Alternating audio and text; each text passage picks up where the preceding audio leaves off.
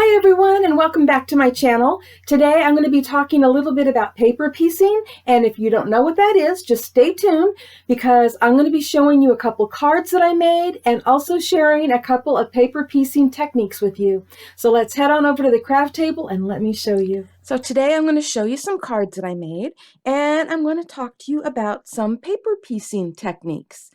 Now, for those of you that don't know what paper piecing is, it is where you cut out different layers of your image from different papers and then put them together.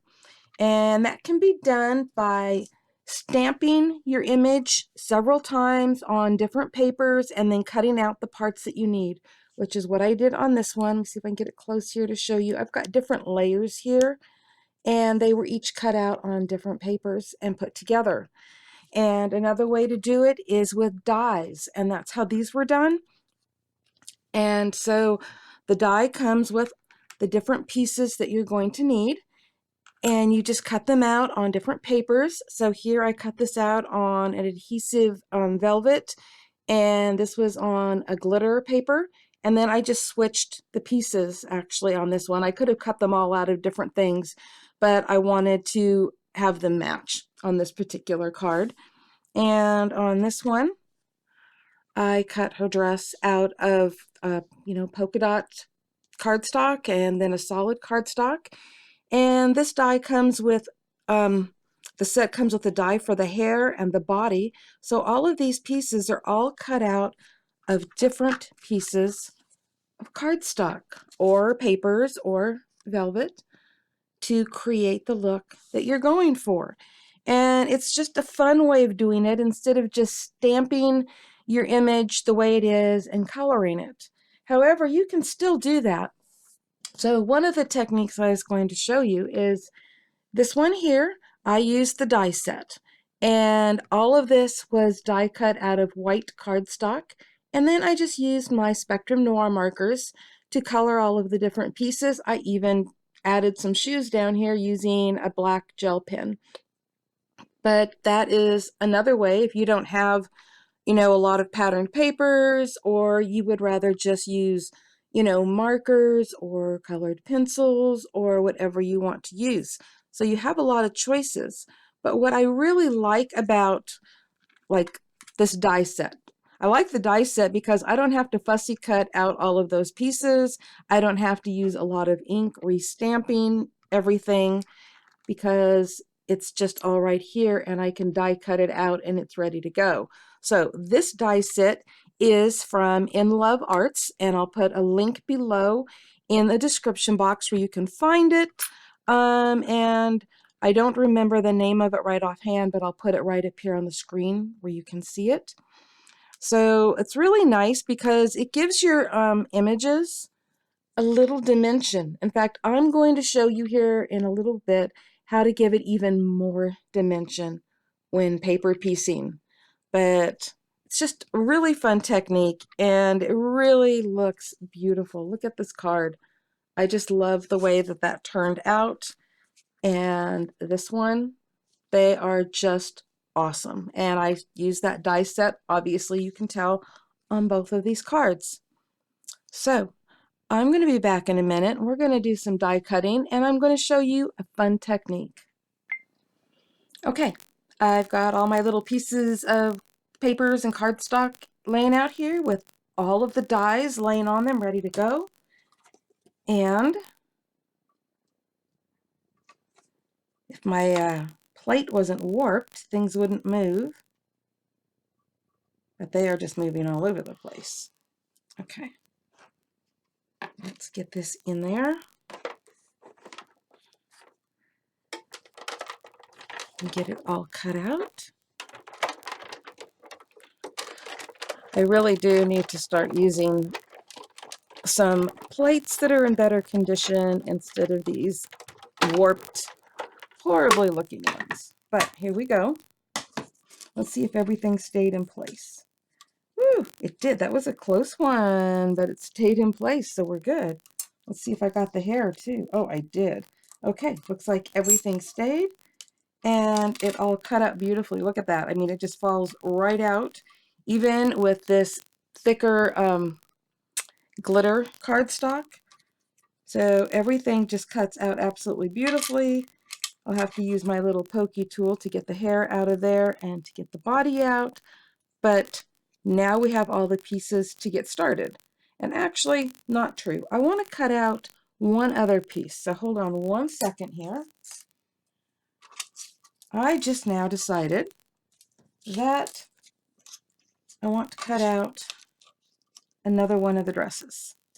So hold on one second here. We run this through.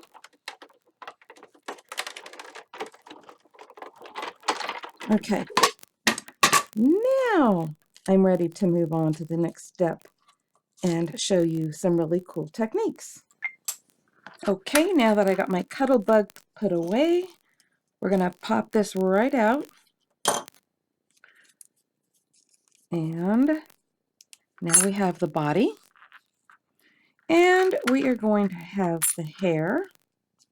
Of course, black probably wasn't a good choice because it's not going to show up really good on this mat. But that's okay. It'll show up good enough. So first thing I'm going to do is put that hair on. And for that, I'm going to be using my Zig two-way glue pen.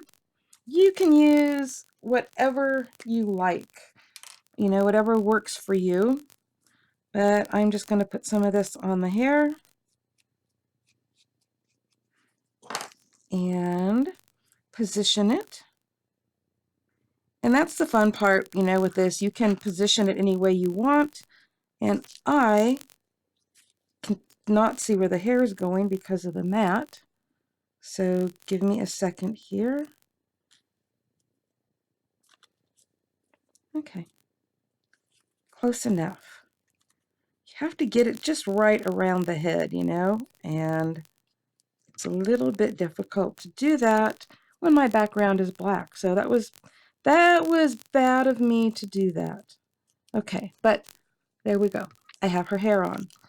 Now, as you see, I cut out two dresses, and I really hate to cover this up, but I'm going to cover it up. And I should have put that on first. Ah, what was I thinking? Okay, not a problem. It wasn't dry yet. I'm going to lift it up for a minute. And you know what? I'm going to use some of this just tape runner here. What is this? Tombow. And we're going to get that dress on there. Just like so. Wow, this stuff sticks good. Just want to make sure I'm getting it in the right place. That's a fun thing about, you know, paper piecing is getting everything just where you want it. Okay, now I can put her hair back down. So I'll put a little bit more glue on there. There we go. And actually, I don't want her hair back down. How many mistakes you think I could make, right? But I'm leaving them all in, so I'm not going to start over again. You guys get to see me make mistakes. Okay, so what I'm going to do next is I'm going to be using some double-sided tape. And this is, double-sided foam tape, excuse me. And this is from Gina K Designs. And I'm going to show you a fun little technique because really she's got a beautiful dress on right now. And so, you know, you look at that and you go, oh, that's really pretty. We don't even have to add the belt, but we're going to add the belt. But anyways, we're going to take some double-sided foam tape, and I should have had this off. This is actually a new roll. So let me just cut that off really quick. And I'm just going to cut a tiny piece here. And I'm actually going to cut that in half again. And I'm going to put it on the top part of this dress. Still a little bit too long. Let me clip off another piece. We're going to put it right up here at the top. Okay. And then we are going to do the same thing for the bottom. So I'm just going to cut off a tiny piece and cut that in half. And we are just going to put some right across the bottom. Let's see here. Is that too much? That one's too much. Just cut off a little bit of that and put it right there. And now we are actually going to put some Tombow right across the middle there. And hopefully I have enough. And we are going to give this dress some dimension, because obviously I don't think it's going to be hanging flat. I mean, my dresses don't hang flat. I don't know about your dresses. But let me see if we can get this off. There we go. All right, now let me see if I can line this up good. I'm going to lift her hair up again and get this lined up there. Okay, now the fun part is I'm holding down the center where the belt is going to go. Now you can see why I added that extra layer underneath. I wanted her to have some little fancy dress to show when this gets pressed down. And now you can see that her little skirt sticks up. You can see the shadow of it right there. And the same at the top. So now we're going to take the little piece of belt here. And I should have brought something in to lay this on. Hold on a second here. I hate doing that on my mat. But come here.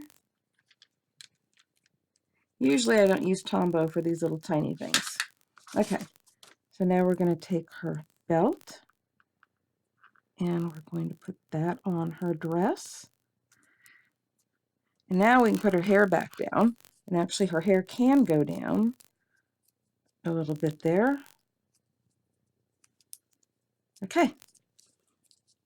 And there we have some dimension. I love adding dimension to things. It is just so much more fun. So that is just another example of what you can do with paper piecing, is add a little foam tape or something in certain areas to make it pop up.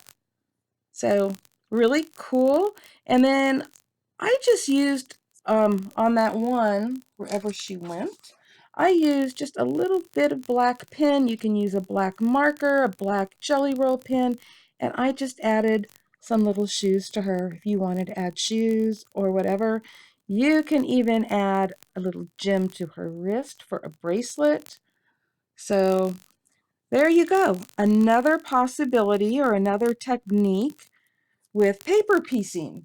So we have adding some dimension and layers, or cutting it all out in white and using your markers or your colored pencils or whatever you would like to use. Or you can do it this way where it all lays flat. Whoops, bumped the camera. And you can do it this way where you're swapping out pieces just like that. So there are so many possibilities, and I really love doing it with a die better than with stamps, because I don't have to do all of that fussy cutting, and it just works beautifully. Thank you all for watching today, and below in the description box, just click where it says show more and it'll drop down. And if you're doing this from your phone, it doesn't say show more, but you'll see a little down arrow next to the title. Click on that, it will drop down and you'll be able to scroll through everything and find the links to the products that I used today, and the link to InLoveArts, and a link to Crafter's Castle Challenge where you can enter your creations. Happy crafting, everyone. Bye-bye.